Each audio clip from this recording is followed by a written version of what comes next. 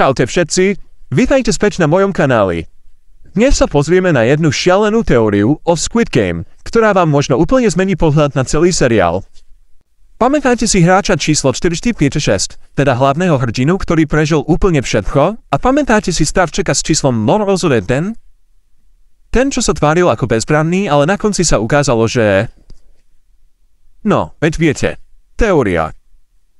Čo ak medzi nimi existuje oveľa hlbšie spojenie, ako si myslíme?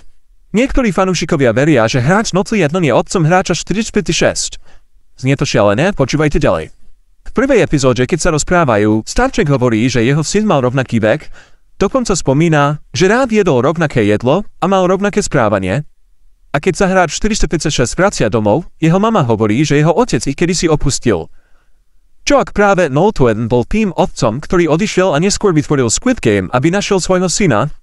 Záver. Zamyslené. Ak by to bola pravda, vysvetľovalo by to, prečo sa Owen k nemu správal tak inak.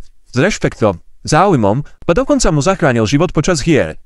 Nie náhoda, ale rodinné puto. Aha. Čo si o tom myslíte vy? Je to len fanúšikovská teória, alebo Netflix niečo skrýva? Napíšte mi do komentárov, či by ste chceli, aby v druhej sérii túto teóriu potvrdili. A nezabudnite, like, odber a vidíme sa na budúce.